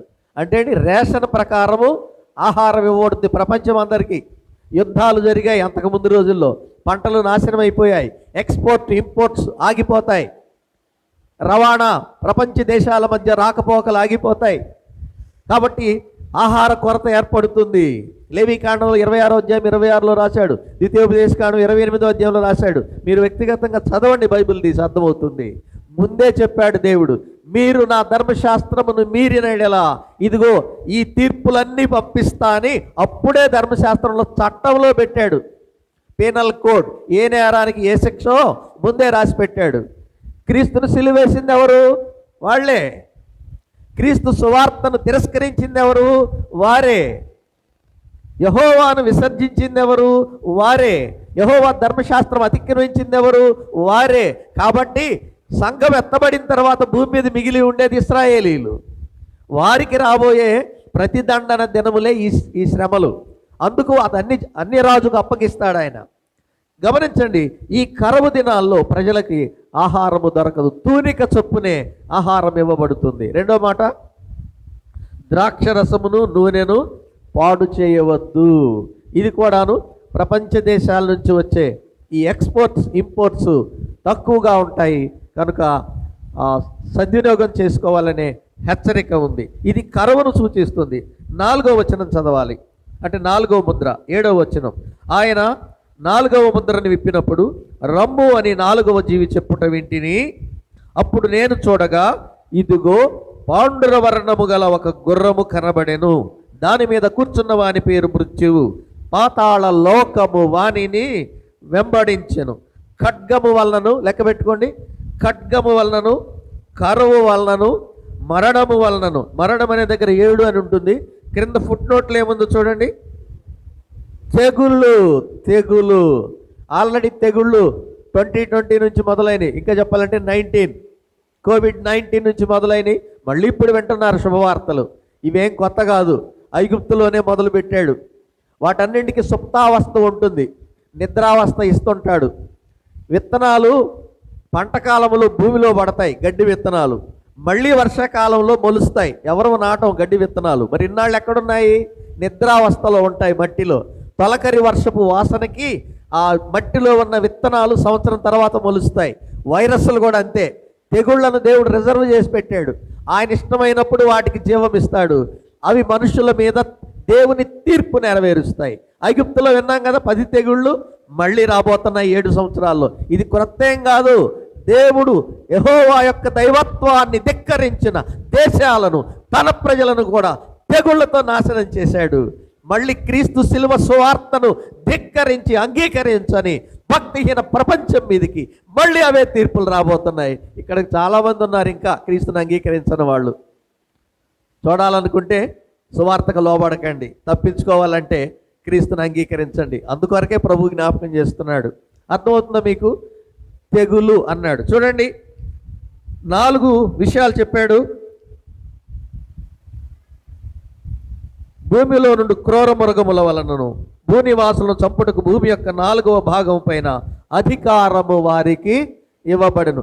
ఇక్కడ 4 వ్యక్తులు 4 గుర్రాలుగా కనబడ్డారు, కానీ వ్యక్తి ఒక్కడే. పరిస్థితులను దేవుడు గుర్తు చేస్తున్నాడు. మోసము, యుద్ధము, కరవు, మరణములు. అందుకే వాడి పేరు ఏం చెప్పాడు? మృత్యువు. ఎవరన్నా నా పేరు మరణం అని పేరు పెట్టుకుంటారు ఎవరన్నా?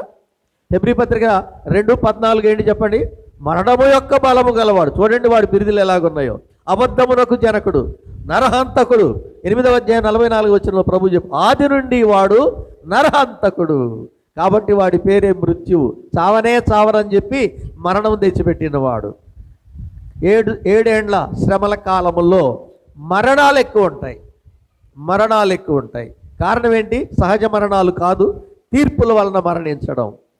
ఇక్కడ 4 వ్యక్తులుగా కనిపించిన వ్యక్తి ఒక్కడే. బాగా గుర్తుపెట్టుకోండి, అతడు క్రీస్తు కాదు, క్రీస్తు విరోధి. యోహాను సువార్త 5వ అధ్యాయం 43వ వచనం. ప్రతి వచనం జాగ్రత్తగా చదవాలి మనం. అతడే క్రీస్తు విరోధిని ఎలా మనం నిర్ధారించాలి? రండి ప్రభు చెప్పిన మాటలు చదువుదాం. యోహాను సువార్త 5వ అధ్యాయం 43వ వచనం. ప్రభు మాట్లాడుతున్నాడు చూడండి. 5:43. నేను నా తండ్రి నామమున వచ్చి ఉన్నాను, మీరు నన్ను అంగీకరింపరు.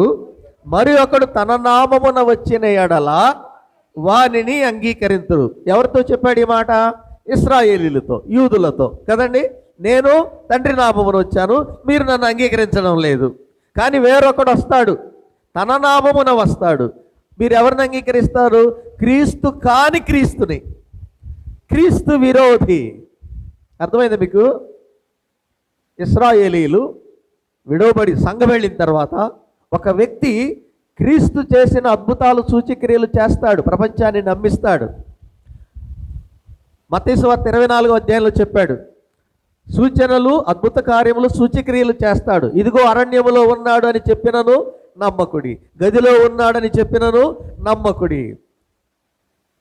ఏర్పరచబడిన వారిని సైతము మోసపరచుటకు వాడు సూచక క్రియలు అద్భుతములు చేస్తాడు. ఇదిగో నేను ముందుగా మీతో చెప్పి ఉన్నాను అన్నాడా లేదా? కాబట్టి వాడు కూడా వచ్చి క్రీస్తు చేసిన అద్భుతాలు చేస్తాడు. అందువలన యూదులు చాలామంది, ఎక్కువ మంది, దాదాపు అందరూ అతనినే క్రీస్తుగా అంగీకరిస్తారు. ఇది ప్రభు ముందే చెప్పాడు, నేను తండ్రి నామమున వచ్చాను, మీరు నన్ను అంగీకరించడం లేదు, అందుకోసం మీరు మోసపోతారు. మళ్ళీ ఒకడు వస్తాడు, వాడు తన నామమున వస్తాడు. యేసుక్రీస్తు ఎవరి నామమున వచ్చాడు? తండ్రి నామం. దానికి చాలా ఆధారాలు ఉన్నాయి, సందర్భం వచ్చినప్పుడు చూపిస్తాం మీకు. తండ్రి నామము, కుమారుని నామము, పరిశుద్ధాత్మ నామము ఒక్కటే. అందుకని వెళ్ళిపోతూ తండ్రి యొక్కయు, కుమారుని యొక్కయు, పరిశుద్ధాత్మ యొక్కయు నామములోనికి, in the name of the father and the son and the holy ghost అన్నాడు. ఒకే నామము ముగ్గురు కలిగి ఉన్నారు. కానీ వినండి, వాడు తన నామమును వస్తాడు. క్రీస్తు విరోధి పేరేంటి? క్రీస్తు విరోధి పేరేంటి? రండి 13వ అధ్యాయం, ప్రకటన గ్రంథం 13వ అధ్యాయం 16-17 వచనాలు. కాగా కొద్దివారు కానీ, గొప్పవారు కానీ, ధనికులు కానీ, దరిద్రులు కానీ, స్వతంత్రులు కానీ, దాని దాసులు కానీ, అందరూ తమ కుడి చేతి మీదనైనా తమ నొసటి ఎందైనను ముద్ర వేయించుకున్నట్లు, ఆ ముద్ర అనగా, జాగ్రత్తగా వినాలి, ఆ ముద్ర అనగా ఆ మృగము పేరే ఇప్పుడు బార్కోడ్గా వస్తుంది. క్యూఆర్ కోడ్లు ఇప్పుడు వాడేదే కదా. ఆ మృగము పేరు, ఆ మృగము క్రూర మృగము, క్రీస్తు విరోధి. 13వ అధ్యాయం 1వ వచనంలో సముద్రంలోంచి పైకి వస్తాడు. వాని పేరు, వాని మృగము పేరైనను దాని పేరిట సంఖ్య, కోడ్ నంబర్ గలవాడు తప్ప క్రయ విక్రములు చేయుటకు మరి ఎవరికి నీ అధికారము లేకున్నట్లు అది వారిని బలవంతము చేయిస్తున్నది. పేరుందా లేదా? తన నామమున వస్తాడా లేదా? అది ఒక రహస్యమైన నామం. రండి ఇప్పుడు 18వ వచనం చూడాలి. బుద్ధి గలవాడు మృగము యొక్క సంఖ్యను లెక్కింపనిమ్ము, అది ఒక మనుష్యుని సంఖ్య, మనుష్యుని సంఖ్యయే. ఆ సంఖ్య 666. తెలుగులో అర్థమయ్యేటట్లుంది, ఇంకా అంతవరకు అర్థం చేసుకోండి చాలు. దీని అర్థం ఏంటి, దాని అర్థం ఏంటి, హెబ్రీ భాష ఏంటి, గ్రీకు భాష ఏంటి, లాటిన్లో దీనికి లెక్కలేంటి, ఎందుకు అవసరమా? థియాలజీ చదువుకోగలిగిన వారు లెక్కలేసుకోండి, పర్వాలేదు. సామాన్య ప్రజలకు అర్థమయ్యే భాషలో రాశాడు 666. దాన్ని ఎన్ని రకాలుగానైనా కోడింగ్, డీకోడింగ్ చేస్తాడు. క్యూఆర్ కోడ్ ఎన్ని రకాలుగా చూడడానికి అన్ని గళ్ళుగానే ఉంటాయి కదండి. ఒక్కొక్కరికి ఒక్కొక్క ఫోన్పే కోడ్ చూడడానికి అన్నీ ఒకలాగానే ఉంటాయి. ఏ షాపు వాడితే ఆ షాపుకే. నీకు కూడా నీ నెంబర్కి సొంతగా ఉంది లోపల ఫోన్లో కదండి. చూసారా, ఒకరిది ఒకరికి మ్యాచ్ అవ్వదు. ఓ దేవుని జ్ఞానం ఎంత గొప్పదో చూడండి. వాడు తన పేరిట ఒక సంఖ్య, అది మనుష్యుని సంఖ్య, బుద్ధి గలవాడు ఆ సంఖ్యను లెక్కింపనిమ్ము. ఆ సంఖ్య 666. ఇందులో జ్ఞానం ఉన్నది. స్టాటిస్టికల్ గణాంకం ఉంది అందులో. చూసారా, దేవుడు ముందే చెప్పేశాడు. ఆల్రెడీ ఇప్పుడు ఆర్టిఫిషియల్ ఇంటెలిజెన్స్ వచ్చేసింది, ఏఐ వచ్చింది. అలా చెప్పండి, అసలు పెద్ద మోసమే కాదా చెప్పండి. అసలు లేనిది ఉన్నట్టు, ఉన్నది లేనట్టు, మనిషి మాట్లాడకపోయినా మనిషి మాట్లాడినట్లు నీ నీ నీ స్వరూపం, నీ రూపం, నీ మాటలు, నీ స్వరం యాజ్ ఇట్ ఈజ్గా కాపీ చేసేస్తాడు వాడు. మోసగాడు అదే చేస్తాడు. నేనే క్రీస్తును. మీకు అర్థమైంది ఇప్పుడైనా? ఈ గుర్రం మీద వచ్చిన వాడు క్రీస్తు విరోధి, పలువురిని మోసగిస్తాడు.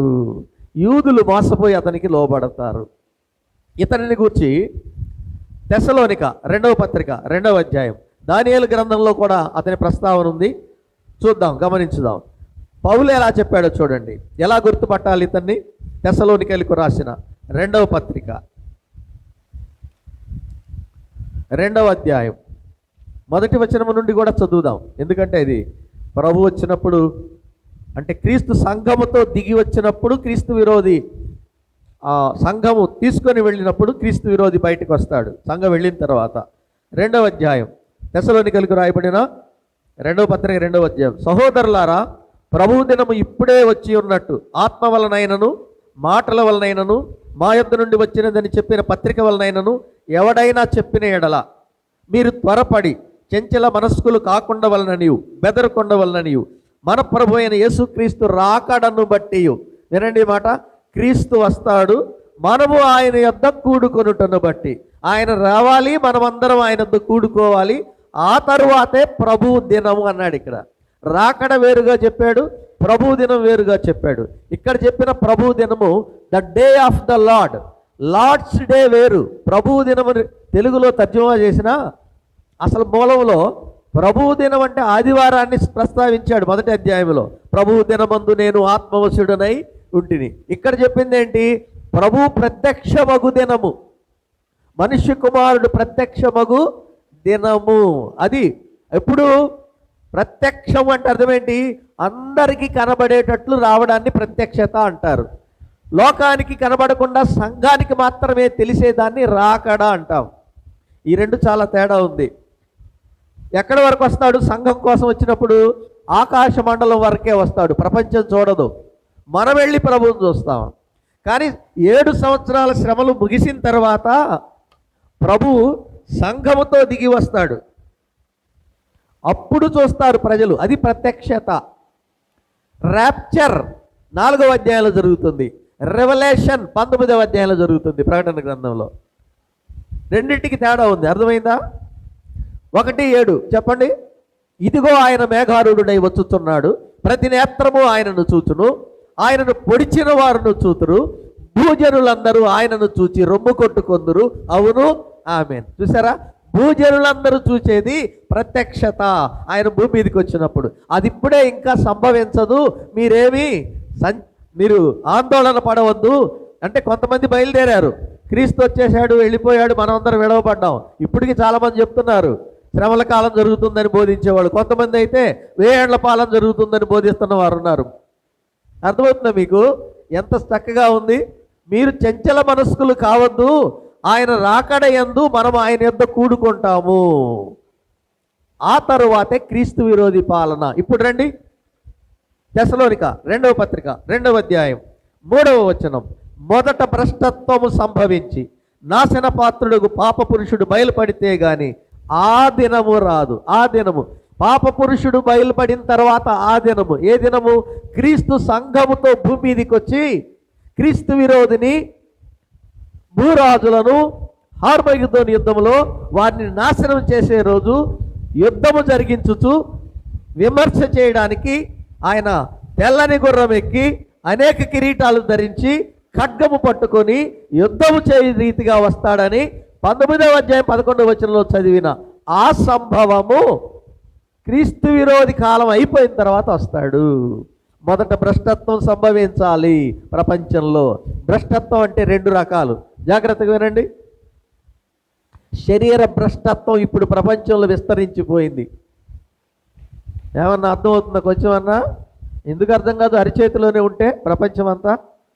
రాత్రి మగళ్ళు ఈ ధ్యానమే. బైబిల్ ఎక్కడికి పోయిందో. ఇదివరకు తలదిండు దగ్గర బైబిల్ ఉండేది మన పూర్వీకులకి. ఇప్పుడండి ఒకవైపున సెల్ ఫోను, మందు బాబులకి సీసా, ఇవి 2 ఉంటాయి. తమాషా కాదు, ఇది జరుగుతున్నది. ఇదే ప్రపంచము భ్రష్టత్వంతో నిండిపోయింది. లోతు దినములలో జరిగినట్టు మనిషి కుమారుని దినములలో జరుగునన్నాడు, జరుగుతుంది. నోహు దినముల్లో జరిగినట్టు మనిషి కుమారుడు ప్రత్యక్షము దినముల్లో జరుగునన్నాడు, జరగడం లేదా? ఏం జరిగింది? నోహు దినముల్లో ప్రతివాడు తన కంటికి నచ్చిన స్త్రీలతో అక్రమ సంబంధాలు పెట్టుకొని యెహోవాకు కోపం పుట్టించి మొదటి తీర్పు జలప్రళయంలో అప్పుడున్న భక్తిహీన లోకము దేవుని తీర్పులో నశించారు. కారణం ఏంటి? భ్రష్టత్వం. సొదొమ గొమొర్రాల మీదకి అగ్నిగంధకాలు కురిపించి తీర్పు చేసి నాశనం చేశాడు. కారణం ఏంటి? భ్రష్టత్వం. స్త్రీలతో స్త్రీలు అవాచ్యమైనది చేశారు, పురుషులతో పురుషులు అవాచ్యమైనది చేశారు, ధర్మ విరుద్ధమైన పాపం చేశారు. ఇట్టి క్రియలు చేయువారు దేవుని న్యాయ విధికి పాత్రులని తెలిసి కూడా వారు తమ హృదయములలో దేవునికి చోటు ఇవ్వలేదు. రోమపత్రిక 1వ అధ్యాయం మీరు చదవండి. భ్రష్టత్వం ఇప్పుడు అదే విస్తరిస్తోంది. చెప్తా మీకు, సమయం సందర్భం వచ్చింది కాబట్టి చెప్తాను. మళ్ళీ ప్రభు వస్తే ఇవన్నీ చెప్పుకోవడానికి టైం ఉండదు. ఒక 5-10 నిమిషాలు భోజనం లేట్ అయినా క్షమించండి నన్ను. భ్రష్టత్వం. వివాహం అక్కర్లేదంటున్నారు చాలామంది. మేము కలిసి నివాసం చేస్తాం, రిలేషన్లో ఉంటాం. అర్థమవుతుందా? చాలామంది పెద్ద పెద్ద చదువులు చదివి డిగ్రీలు అయిపోయి డాక్టర్లు అయిపోయి ప్రపంచంలో కోట్లు లక్షల జీతాలు సంపాదిస్తున్న విద్యావంతులు ఏ స్థితికి వచ్చారంటే సహజీవనం, లివింగ్ రిలేషన్షిప్. భ్రష్టత్వం కనబడడం లేదా మీకు? ఈ మధ్య ఇంకోటి వచ్చింది సిటీలో, కో లివింగ్ అంట. అందరి చేతిలో ఉన్నాయి కదా సెల్ ఫోన్లు. తెలియని వాళ్ళు ఎవరున్నారు? చదువుల కోసం పట్టణాలకు వెళ్ళి, ఉద్యోగాల కోసం పట్టణాలకు వెళ్ళిన అమ్మాయిలు అబ్బాయిలు, వివాహం కాని వాళ్ళు రూమ్మేట్స్, రూమ్ షేర్ చేసుకుంటున్నారు. Room sharing. అద్దె పంచుకోవడానికంటే ఒక అమ్మాయి అబ్బాయి ఒకే రూమ్లో ఉంటారంట. ఏం అమ్మాయిలు రూమ్ తీసుకోకూడదా? అబ్బాయిలు రూమ్లో ఉండకూడదా? అద్దెను షేర్ చేసుకోకూడదా? అది అంతా పాతబడిపోయిందంట. ఇప్పుడంతా అప్డేట్ అయ్యారంట వీళ్ళు. మాకు వివాహం అక్కర్లేదు, మేము ఉండగలిగినంతకాలం కలిసి ఉంటాము, మాకిద్దరికి ఇష్టం లేనప్పుడు విడిపోతాము. వివాహం చేసుకోవాలని ఎక్కడ రాసి ఉంది? రాజ్యాంగంలో ఉందా అంటున్నారు. ఇదే చదువుకునే చదువు. అమ్మ అక్కర్లేదు, నాన్నక్కర్లేదు, మేనత్త అక్కర్లేదు, మేనమామ అక్కర్లేదు, బంధువర్గం అక్కర్లేదు, నాకు వాడు, వాడికి నేను, నచ్చిన నాళ్ళు కలిసి ఉంటాం, తర్వాత విడిపోతాం. పిల్లలు పుడితే చెరొకళ్ళు పంచుకుంటాం. ఓపెన్ చేయండి మీడియా. బహిరంగ చర్చల్లోకి వచ్చింది భ్రష్టత్వం. ప్రభు చెప్పలేదా ముందే? నోవహు దినాలు, లోతు దినాలు. 2వ భ్రష్టత్వం చెప్పనా? ఆత్మ సంబంధమైన భ్రష్టత్వం. తిమోతి పత్రికలో చెప్పి, కడవర దినములలో అనేకులు మోసపరచు బోధల యందును, దయ్యముల బోధ యందును, మోసపరచు ఆత్మల యందును లక్ష్యముంచి విశ్వాస భ్రష్టులగుదురని ఆత్మ తేటగా చెప్పుచున్నాడు. ఇప్పుడు విశ్వాసములో భ్రష్టత్వం వచ్చేసింది. వాక్యం వదిలిపెట్టేశారు. అద్భుతాలు, సూచిక్రియలు, మహత్కార్యాలు, దర్శనాలు, స్వస్థతలు. వాక్యం ఏమైపోయింది? రాలేదా? విశ్వాస భ్రష్టత్వం. వివాహమును నిషేధించుదురు, అక్కడే రాశాడు. ఈ భ్రష్టత్వం విస్తరించడం దేనికి సూచన మీరు చెప్పండి? వాడు రావాలి ఇప్పుడు. మొదట భ్రష్టత్వము సంభవించి పాప పురుషుడు బయలుపడితే గాని ఆ దినము రాదు. వాడు వచ్చి ఏం చేస్తాడు? దేవాలయంలో కూర్చుంటాడు. చదవండి తెస్సలోనిక 2వ పత్రిక 2వ అధ్యాయం. తెస్సలోనిక 2వ పత్రిక 2వ అధ్యాయం 4వ వచనం. ఏది దేవుడు అనబడునో, ఏది పూజింపబడునో దాని అంతటిని ఎదిరించుచు, దానికి అంతటి పైగా వాడు తనను తానే హెచ్చించుకొనుచు, తానే దేవుడనని తనను తాను కనబరుచుకొనుచు దేవుని ఆలయములో కూర్చుండును గనుక ఏ విధము చేతనైనను ఎవడును మిమ్మును మోసపరచ నీయకుడి. ఇప్పుడు ఎలా గుర్తుపట్టాలి క్రీస్తు విరోధిని? వీడు నిజమైన క్రీస్తు కాదు అని యూదులు ఎలా గుర్తిస్తారు? వాళ్ళొక దేవాలయం కట్టుకుంటారు. ఇప్పుడు ఇప్పుడు యూదులకు దేవాలయం లేదు యెరూషలేములో, ఓన్లీ గోడలే ఉన్నాయి. క్రీస్తు శకం 70లో హేరోదు పునరుద్ధరించిన దేవాలయం టైటస్ చక్రవర్తి నాశనం చేసేశాడు. యేసుప్రభు ముందే చెప్పాడు, ఈ కట్టడములు చూస్తున్నారే, రాతి మీద రాయి నిలవకుండా పడద్రోయి దినములు వచ్చునని ప్రభు చెప్పిన 40 సంవత్సరాల తర్వాత రోమా చక్రవర్తి టైటస్ వచ్చి యెరూషలేమును ధ్వంసం చేశాడు. ఎందుకో తెలుసా? ఇలా వినాలి, యెరూషలేమా యెరూషలేమా, ఏడ్చాడు ఆయన యెరూషలేమును చూసి. కోడి తన పిల్లలను రెక్కల కింద చేర్చుకోవాలని వచ్చినట్లు నేను వచ్చి రెక్కలు చాపినా మీరు వల్లకపోతిరే, ఏడ్చాడు రక్షకుడు. ఆ పట్టణానికి కలగబోయే దుర్గతిని ఆయన ముందే చూసి ఏడ్చాడు. నేను రెక్కల కింద చేర్చుకుందామని వస్తే మీరు వల్లకపోతిరి, మీ ఇల్లు మీకు పాడుగా విడవబడిందని ఏడుస్తూ వెళ్ళిపోయాడు. ఎందుకని? అతని రక్తం మా మీద మా పిల్లల మీద ఉండుగాక, సిలువేయము సిలువేయము. దాని ఫలితము 70 చెదిరిపోయారు. దేవాలయం అప్పటి నుంచి ఇప్పటి వరకు లేదు. మళ్ళీ ప్రభు వచ్చే ముందు ఇప్పుడు ప్రయత్నాలు జరుగుతున్నాయి. ఒక దేవాలయం కట్టబడుతుంది త్వరగా. వాళ్ళకి పెద్ద సమస్య కాదు, ఓవర్ నైట్ కూడా కట్టేయగలరు. ప్రపంచాన్ని తలదన్నే టెక్నాలజీ ఉంది, సామగ్రి మొత్తం అండర్ గ్రౌండ్లో రెడీగా ఉంది, అన్నీ సిద్ధం చేసుకున్నారు. అంతే. సంఘం ఎత్తబడిన తరువాత ఇవన్నీ త్వరగా జరుగుతాయి. ఈ సంగతులు త్వరలో సంభవింపనై ఉన్నవి. ఎంత వాస్తవం అండి! ప్రజలు ఏమనుకుంటున్నారు? లోకులు, తెస్సలోనిక మొదటి పత్రిక 5వ అధ్యాయంలో, లోకులు నెమ్మదిగా ఉన్నది, భయమేమీ లేదని చెప్పుకొనుచుండగా గర్భిణీ స్త్రీకి ప్రసవేదన కలిగినట్లు వారికి నాశనము తటస్థించును గనక ఏ శరీరియు తప్పించుకొనలేడు. మళ్ళీ 5వ అధ్యాయంలో చెప్పాడు. క్రైస్తవులు కూడా అట్లాగే ఉన్నారు ఇప్పుడు. ఎందుకని? లోకులతో పాటు లోకంలో కలిసిపోయారు కదా. అదే కదా లౌదికీయ సంఘ పరిస్థితి. మేల్కోవాలి. యేసుక్రీస్తు ద్వారా రక్షణ పొందుడికే దేవుడు మనల్ని నియమించను కానీ ఉగ్రత పాలగుటకు నియమించలేదు. తెస్సలోనిక మొదటి పత్రిక 1వ అధ్యాయం 9వ వచనంలో మనకు ఒక అభయం ఇచ్చాడు. వింటున్నారు ఈ మాట? భ్రష్టత్వం సంభవించును, పాప పురుషుడు బయలుపడును. అదే అధ్యాయంలో ఏం చెప్పాడు? అడ్డగించువాడు అడ్డగించున్నది అడ్డగించు వరకే వాడు అడ్డగించును. 7వ వచనం, ధర్మ విరోధ సంబంధమైన మర్మము ఇప్పటికే క్రియ చేయుచున్నది కానీ ఇంతవరకు అడ్డగించుచున్నవాడు మధ్య నిండు తీసివేయబడ వరకే అడ్డగించును. అప్పుడు ఆ ధర్మ విరోధి బయల్పరచబడును. ప్రభు అయిన యేసు తన నోటి ఊపిరి చేత వానిని సంహరించి తన ఆగమన ప్రకాశము చేత నాశనము చేయును. క్రీస్తు విరోధి వస్తాడు. ఎప్పుడు? సంఘము వెళ్ళిన తర్వాత. మనం వెళ్ళిపోవాలి.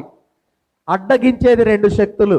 సంఘము భూమి మీద ఉంది, క్రీస్తు సరక్తం ఇచ్చి సంపాదించిన సంఘము భూమి మీద ఉన్నంత వరకు క్రీస్తు విరోధి బయలుపడాడు. ఇంకొక వ్యక్తి ఉన్నాడు, పరిశుద్ధాత్మ. వీళ్ళిద్దరూ క్రీస్తు విరోధి బయటికి రాకుండా అడ్డుకుంటున్నారు. సంఘము తీసివేయబడిన మరుక్షణమే వాడు బయటకు వస్తాడు.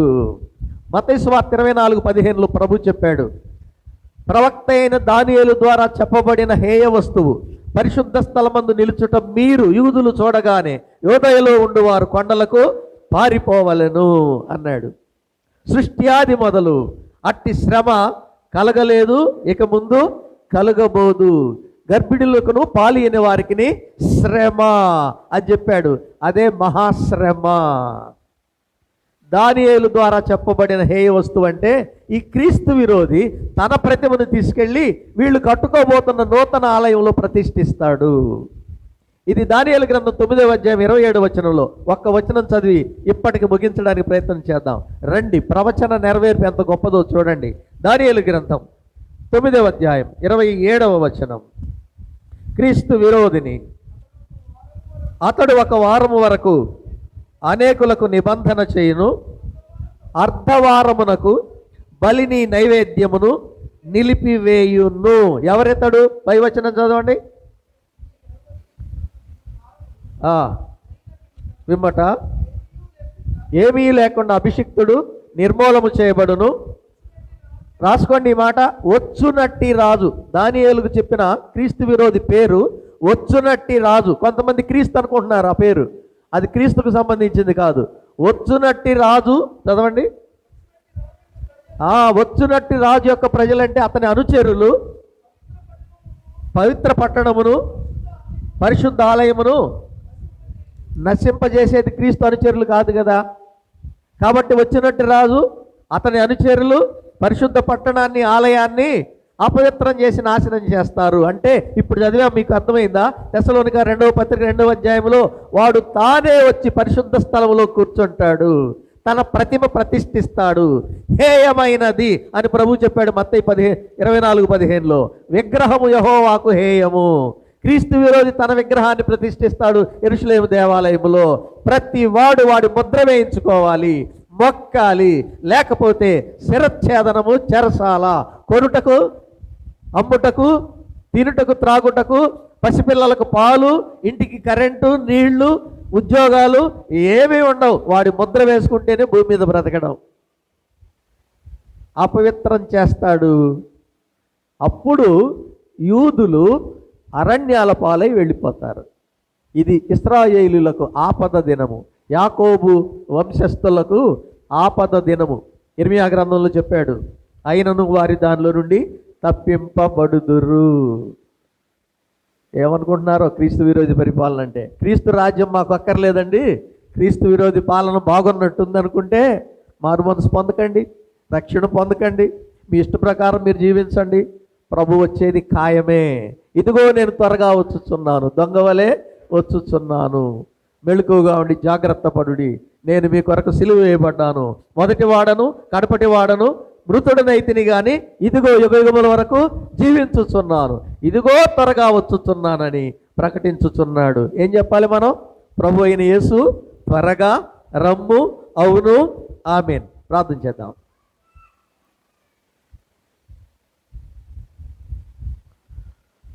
ఒక్క నిమిషం. వినే సంగతులు కల్పన కాదు, కల్పన కాదు. వినే సంగతులు ప్రభువు స్వయంగా చెప్పి రాయించిన సంగతులు. అవును అనువాడు రాబోతున్నాడు, వచ్చాడు, సిలువలో మరణించాడు, నీ పాపాన్ని భరించాడు, నీ శిక్షను కొట్టివేశాడు, నీకు నిత్య జీవం సిద్ధపరిచాడు, ఒక అద్భుతమైన పట్టణము, ఆయన నివసించే పట్టణాన్ని సిద్ధపరిచాడు. మనల్ని తీసుకుని వెళ్ళడానికి తనిచ్చిన వాగ్దానం ప్రకారం ప్రభు ఏ క్షణమైనా వస్తాడు. రెండవది, నీవు నేను ఏ క్షణమైనా మరణిస్తాం. ప్రభువులో ఉంటే ఆనందమే, ధైర్యమే. ఆయన కొరకు సిద్ధపడదాం. భ్రష్టత్వములోనికి పడిపోకుండా ప్రభువుకు పవిత్రమైన సంఘముగా, పవిత్రురాలైన కన్యకగా ఆయన కుడి పార్శ్వమున కూర్చోవడానికి తగిన పరిశుద్ధతలో ముందుకు సాగుదాం. రక్షణ పొందని వాళ్ళ కోసం ప్రభు మళ్ళీ మళ్ళీ జ్ఞాపకం చేస్తున్నాడు. ఇప్పటికి ఎన్నిసార్లు విని ఉంటారో, క్రీస్తు నీ కొరకు మరణించాడు, నీ పాపములు, నీ శిక్ష ఆయన భరించాడు, నీకు రక్షణ, క్షమాపణ, నిత్య జీవం సిద్ధపరిచాడు.